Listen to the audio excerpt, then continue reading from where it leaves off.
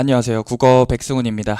네, 시험 기간이 끝났네요. 제가 한 시험 4주 전부터는 단 하루도 밥 먹는 시간 말고 안 쉬는 걸 원칙으로 해서 원래 어제 딱 쉬는 날로 스스로 약속을 해놨는데 오늘 이제 오전에도 설명회가 있고 이것도 있어서 어제도 쉬지 못했습니다. 근데 그렇게 열심히 준비를 하니까 결과가 좋았어요. 사실 100점도 나왔습니다. 제가 처음이다 보니까 많은 학생을 데리고 한 게 아닌데 100점도 나왔고 한 20명 내외 학생 중에서 1등급 비율을 따지면 현재 가채점 기준이지만 4명은 확실한 1등급 같고요. 1명은 컷에 따라 왔다 갔다 하니까 제 수강생 중 거의 25%가 1등급인 겁니다. 비율로 보면 굉장히 높은 거예요.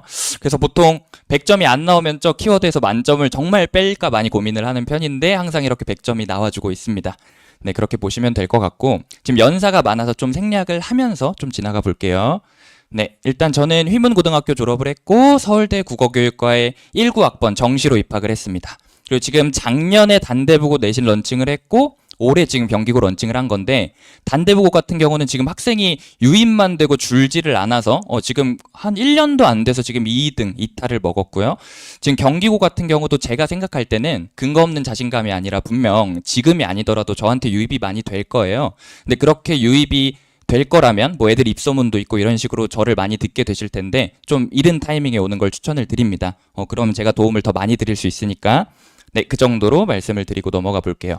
중간고사 총평은요, 우선 등급컷하고 같이 보시면 좋을 것 같은데 어려운 시험은 확실히 아니에요. 애초에 1등급이 94점이라는 게 전교의 10%가 1등급이니까 94점 이상인 애들이 전교에 그래도 35명 이상은 있는 거면 어려운 시험이라고 할 순 없는데 그럼 선생님 그렇게 어려운 시험이 아니었는데 왜 제 자녀는, 제 학생은 100점이 아닐까요? 라고 물어보면 분명 모든 학생한테 물어봤을 때 어렵다는 말은 안 나오는데 헷갈리는 문제가 많은 시험이에요. 느껴져요. 그게 뭐냐면 보기나 뭐 선지 자체를 너무 그렇게 고차원적으로 구성하는 건 아닌데 아리까리한 딱 2개 중에 하나 고민되는 느낌이 많은 문제랄까?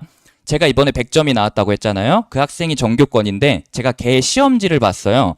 100점이 맞은 전교권 학생인데도 마지막까지 고민했던 흔적이 있는 문제가 2문제더라고요. 그럼 그런 애가 아니면 당연히 그렇게 고민되는 문제가 5개, 6개가 넘어간다는 건데 거기서 순간 찰나 선택을 잘못해서 2-3개만 틀려도 1등급이 아니니까 생각보다 만족스러운 성적을 얻기는 쉽진 않아요. 그래서 뭔가 난이도 자체가 엄청 높다기보다는 생각보다 1등급 맞기가 많이 어려울 것 같은 느낌인 시험입니다.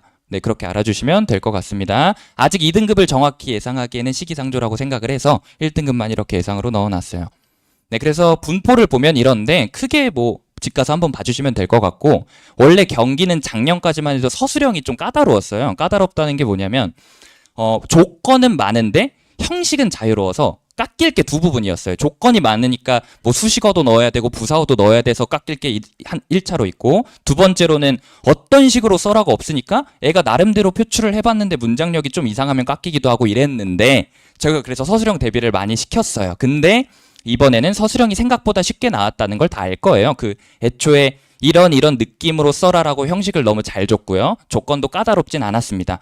그럼 일단 이번 시험 기조로 예상할 때는 앞으로도 올해는 서술형이 그렇게까지 괴롭힐 것 같진 않다는 생각이 들고 차라리 객관식에서 그 선지 헷갈리는 걸 잘 판단하는 걸 조금 더 신경 써야 될 것 같아요. 네, 그렇게 알아주시면 됩니다. 네, 그래서 하나씩 좀 넣어놨는데 이 부분은 조금 패스하면서 넘어가 볼게요. 그리고 문법은 하나만 제가 강조드리고 싶은 게 다다익선이에요. 그러니까 완성이 없어요, 문법은. 예를 들어 저 같은 경우는 당연히 직업이니까 10년째 문법을 하고 있을 거 아니에요? 정말 자다가 일어나서 첫 문제를 풀어도 하나도 안 틀릴 자신이 있어요. 이게 과도한 자신감이 아니라 문법은 완성이 되는 순간 머리를 쓴다는 느낌이 아니에요. 저한테는 경기 정도 문법 문제면 정말 한 5-3 정도의 머리만 쓰면 다 풀린단 말이죠, 문법은. 그래서 제가 추천드리는 건 문학 이렇게 나름 까다롭게 나오니까 문법에 확실히 투자를 해서 차라리 안정적으로 만든 다음에 시험장에서 문법은 쉽게 풀고 그렇게 아낀 에너지랑 시간을 마지막까지 문학 고민하는 데 쓰는 게 맞는 것 같아요. 막상 또 시험지 보시면 알겠지만 매체나 이런 부분은 꽤 쉽거든요. 그래서 문법은 최대한 욕심을 끝까지 내서 단단하게 시험 기간에 만든 후에 문학에 그 남은 에너지를 쓰는 게 맞습니다. 그래서 만약에 제가 부모님이라면 지금부터 기말 범위로 예상되는 문법은 시작을 할 것 같아요. 제가 괜히 강사라서 이렇게 재촉하는 게 아니라. 네, 그렇습니다. 네, 이렇게 넘어가 보고 그 다음에 적중은요. 제가 원래는 설명회 때 어떤 식으로 하냐면 아니 학교 선생님의 필기를 다 보고 이렇게 자료를 만들거든요. 저도 그렇고 그러다 보면 한 달 동안 수업을 했으면 적중이 없는 게 더 말이 안 된다 이런 식으로 편하게 넘어가는 편인데 이번에는 적중이 좀 많이 돼서 좀 시각 자료로 많이 넣었어요. 사실 사이소리라는 건 원래 있는 규정이기 때문에 적중 안 하기가 더 어렵지만 그럼에도 불구하고 저 문제에 있는 대부분의 어떤 단어들을 제 학생들은 연습하고 갔다 이런 자료고요. 두 번째로 애초에 이런 조항이나 이런 선지까지 단어가 겹치는 경우가 많았고요. 그다음에 세 번째로 좀 넘어가 보면 이거는요. 선생님이 시험 직전에 이런 말씀을 하셨대요. 지금 설명 방법과 우리가 이제 시험 범위에 들어가는 이 비문학을 엮어서 낼 가능성이 있다라는 걸 제가 전에 들어가지고 제 학생들은 전날에 이걸 연습하고 가서 아마 이게 연습을 한 번도 안 하고 가면 실수할 가능성이 꽤 있는데 아주 쉽게 풀어냈을 거라고 예상을 합니다. 이게 딱 전날의 직보라고 하는 직보 자료인데 형광펜 친 부분이 저런 이제 표현법이 아니라 설명 방법들을 물어보는 부분이거든요. 그래서 되게 쉽게 풀었을 거고 이건 실제로 학생이 저한테 시험이 끝나고 감사하다고 한 부분인데 제가 실무에 지속적으로 이걸 예상을 해서 넣었어요. 물론 제 예상보다는 쉽게 나왔어요. 뭐냐면 글에 애초에 이 근육 움직임이 있는데 제 생각에는 아니 그래도 시험 때는 그 쩌근육 말고 좀 너네가 글에 없는 새로운 부위를 내지 않을까 하고 제가 지속적으로 모의고사에서 다른 근육들을 넣긴 했는데 어쨌든 더 쉽게 선지가 똑같이 나와서 이거는 학생이 저한테 끝나고 문자로 뭐라고 했냐면 선생님 파이널 실무 3회랑 선지가 똑같아서 보자마자 풀었다. 물론 잘하는 애라 애초에 안 틀렸겠지만 그렇게 감사 인사를 받기도 했습니다. 선지가 똑같아요. 네, 그렇습니다. 그 정도로 하나 더 있네요. 그래서 보시면 이거는 사실 프린트에 있는 어떤 지문이라 똑같은 거는 제가 잘했다기보단 당연히 나올 거라고 예상은 했는데 제가 특히 자료 보시면 알겠지만 별표까지 해놨어요. 문학사적 관점의 별표를 해놓고 직전 자료거든요. 직전 자료에 나오면 이게 서답형으로 나올 것 같으니까 조심해라 라고 했는데 실제로 이 문학사적 관점이 서답형으로 나왔습니다. 그래서 생각보다 적중을 원래 하지만 좀 더 잘 돼서 시각자료로 많이 넣어놨습니다. 속도를 좀 더 올려볼게요. 그리고 제 장점이 뭐냐면 제가 클리닉을 굉장히 강조하는 편이라 당연히 저도 자료 준비할 시간이 너무 바쁨에도 이번에 월, 화, 수, 금을 클리닉을 했어요. 그러니까 말이 안 되는 거예요, 사실. 제가 수업이 없는 날이 목토인데 월, 화, 수, 금을 다 클리닉을 했기 때문에 정말 클리닉을 많이 한 편이에요. 근데 저도 조교를 5명 쓰고 있지만 클리닉이나 질문 등은 다 제가 직접 하거든요. 그래가지고 제가 클리닉은 어떤 식으로 강요를 하냐면 숙제를 다 해오고 클리닉에는 그럼 저는 클리닉 현장에서 추가적인 자료를 줄 테니까 그냥 내 앞에서 문제 푸는 거는 아깝다. 문제라는 사실 숙제 같은 건 그냥 스터디 카페 같은 데서 뭐 해도 되지 않냐. 내 앞에서는 추가적인 뭔가를 하고 나랑 소통을 해라. 일주일에 3시간 1대 다 말하기로만 내가 줄 수 있는 게 많지 않으니 일주일에 한 3시간이라도 나를 좀 더 봐라. 그런 식으로 저는 항상 클리닉을 강조를 했더니 거의 매주 이렇게 동그라미 친 거 보시면 알겠지만 90%가 수업 외 클리닉에 왔습니다. 이건 정말 유의미한 수치예요. 사실은 애들이 되게 뺀질거리면서 안 오려고 하는 게 정상이잖아요. 어쨌든 20명 중에 거의 16, 17명 이상은 수업 외에 평일에 항상 저를 와서 클리닉을 했습니다. 클리닉에 오면 저는 어떤 식으로 하냐면 지금은 아직 학생이 어쨌든 20명대니까 좀 적다 보니까 이 정도까지 합니다. 너가 지금 6번부터 10번까지 풀고 나한테 가져와 뭐 이런 것까지 해가지고 봐줍니다. 거의 과외 수준이죠. 네, 그렇게까지 봐주는 편이고 확실히 이러니까 성적에 도움이 되더라고요. 물리적으로 어쩔 수 없이. 네, 넘어가 주시면 이 부분은 완전 넘어갈 건데 한번 그냥 봐주시면 될 것 같아요. 이렇게 강사랑 학생이 가깝다 보면 또 제가 강조하는 게 여기 있는 사실 경기고를 넘어서 거의 대치동에 있는 대부분의 강사들 중에 제가 제일 학생하고 유대관계가 가까워요. 친하다고 해야겠죠.